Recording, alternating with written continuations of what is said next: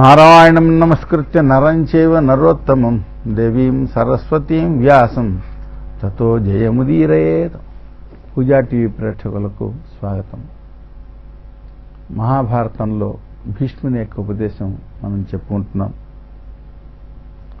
ధర్మరాజు యుద్ధంలో తన వలన చాలామంది మరణించారు, భీష్ముడు అంతటి వాడు కూడా దెబ్బలు తిని రణరంగంలో పడి ఉన్నాడు అని వేదన పొందుతున్నాడు.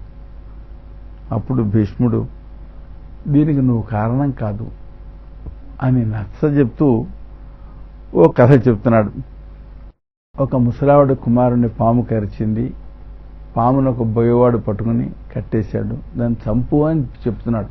కష్టి ఎరుతుంది, ప్రశాంతంగా ఉంటుంది. కష్టి ఎరగకపోతే అశాంతి ఉంటుంది అని. అంటే ఆమెనే చంపను, అది కారణం కాదు అంటుంది. పాము కూడా అనే కారణం కాదు, దీనికి మృత్యువు కారణము అని చెప్పింది. అటువంటి స్థితిలో మృత్యుదేవత అక్కడికి వచ్చింది. వచ్చి పాముతో ఉంటుంది, ప్రచోదితోహం కాళేన పన్నగత్వా మచూచుదం వినాశహేతుర్నాశ్యత్వం అహన్న ప్రాణ్య శిశోహో. ఓ సర్పమా, నన్ను కాలపురుషుడు పంపించాడు. అతని చేత ప్రేరేపింపబడిన వాడని నేను కరవమని నిన్ను ప్రేరేపించాను. కాబట్టి ఈ పిల్లవాడి యొక్క మరణానికి నేను కారణం కాదు, నీవు కారణం కాదు, మిగిలిన ప్రాణులు ఎవరు కారణం కాదు అని చెప్పి మృత్యుదేవత చెప్పింది. ఇప్పుడు వాయువు మేఘాలను లాగుతుంది. అలాగా కాలం అనేది ప్రేరేపిస్తూ ఉంటుంది. కాలానికి వశంగా ఉండి నేను ఈ పని చేయడం జరిగింది.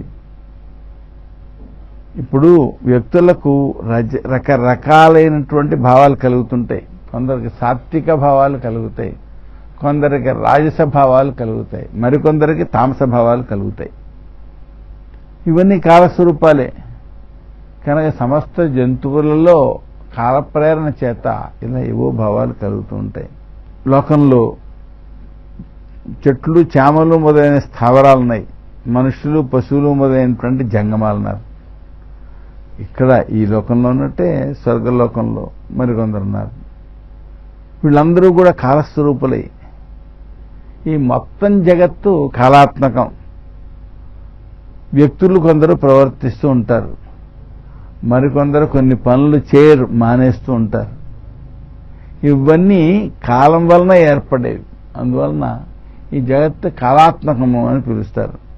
ఆదిత్యుడు, అలాగే చంద్రుడు, విష్ణుదేవుడు, జలదేవతలు, వాయువు, దేవేంద్రుడు, అగ్ని, ఆకాశం, పృథివీ, మిత్రుడు అంటే సూర్యుడు అన్నమాట, పర్జన్యుడు, వసువు, అదితి, నదీ దేవతలు, సముద్ర దేవత, ఇవన్నీ కూడా కాలమే. చివరికి కాలమే వీటన్నిటినీ సంహారం చేస్తుంది. ఇలా తెలుసుకుని ప్రవర్తించాలి వ్యక్తి. ఇటువంటి స్థితిలో కాలం వలన కలిగినటువంటి మార్పులను నామీ పెట్టి నిందించడం ఏం బాగుంది చెప్పు. కాలమే ఈ సమస్త ప్రపంచానికి సంహారం కూడా చేస్తూ ఉంటుంది. ఇలా తెలుసుకుని వ్యక్తి ప్రవర్తించాలి. ఇన్ని చెప్తున్నాను నేను, అయినా నాదే దోషము నువ్వు ఎలా భావిస్తావు? నాపైన దోషారోపణ చేయడం ఏ విధంగా సమంజసం? నేను దోషినైతే నువ్వు కూడా దోషివే అవుతావు అని చెప్పని సమాధానం చెప్పింది మృత్యుదేవత. అంటే సర్పం అంటుంది, నిర్దోషం దోషవంతం వా నత్వా మృత్యో బ్రవీమ్యహం త్వయాహం చోదితైతి బ్రవీమ్యతావదేవతు. సర్పం సమాధానం చెప్పింది, అయ్యా మృత్యుదేవా, నేను నీది తప్పు అని చెప్పలేదు, నీది ఒప్పని కూడా చెప్పలేదు. నేను చెప్పింది ఎంతవరకు అంటే కాలం నన్ను ప్రేరేపించింది, ఏది మృత్యువు నన్ను ప్రేరేపించింది. మృత్యువు ప్రేరేపించడం వల్ల నేను ఈ పని చేశాను తప్ప నేను సొంతంగా చేయలేదు అని మాత్రమే నేను జవాబు చెప్పాను. కాలం మందు దోషం ఉన్నట్లయితే, అంటే కాలమే ప్రేరేపించినట్లయితే అప్పుడు కాలమే దోషం అవుతుంది, నీది దోషం లేదు అని తెలుస్తుంది. దోషో నైవ పరీక్షో మే నహ్యత్ర అధికృతావయం. అయితే ఎవరిది దోషము అని చెప్పని నేను పరీక్షింపదగినంత వాణ్ణి కాదు, దానిపై నాకు అధికారం లేదు. నేను ఈ పని సొంతంగా చేయలేదు, నువ్వు ప్రేరేపిస్తే చేశాను అని మాత్రమే చెప్పాను అన్నది ఆ సర్పం అన్నమాట. ఇక ఈ అర్జునుకుడనే లుబ్ధుడున్నాడు. ఇతడు సర్పం మాటలు విన్నాడు, మృత్యుదేవ చెప్పినది విన్నాడు. ఏమండి, విన్నాక నా అనాగసం మాం పాసేన సంతాపయితుమర్హసి. అప్పుడు నేను ఏ దోషం లేని దాన్ని నన్ను ఇలాగ పాశంతో కట్టడం బాగాలేదు అంటూ ఆ పాము చెప్తోంది. అప్పుడు ఈ లుబ్ధకుడు చెప్తాడు, అంటే బోయేవాడనమాట. మృత్యోహ శృతం మే వచనం తవసీవ భుజంగమ నైవతావదోషత్వం భవతిత్వ ఈ పన్నగా. మృత్యుదేవత చెప్పిన మాటలు విన్నాను నేను, నీ మాటలు కూడా విన్నాను. కాబట్టి నువ్వు దోషివే, నీ యందు దోషం ఉంది. ఈ పిల్లవాని వినాశంలో మృత్యువు నువ్వు కూడా కారణమే. నిన్ను నేను చంపుతాను, ఎందుకంటే నువ్వు పాపం చేస్తున్నావు, పాపాలకు కారణమవుతున్నావు, అందుకని నిన్నే సంహరిస్తాను. అప్పుడు మృత్యుదేవత అన్నది, వివశవు కాలవశగు ఆవాం నిర్దిష్ట కారిణవు నావాం దోషేణ గంతవ్యో యది సమ్యక్ ప్రపశ్యసి. నాయనా బోయవాడ, నువ్వు న్యాయంగా పక్షపాతం లేకుండా జాగ్రత్తగా చూస్తే తెలుస్తుంది ఈ విషయం. ఏంటది? మేము మా స్వాధీనంలో లేము, కాలానికి వశపడి ఉన్నాము.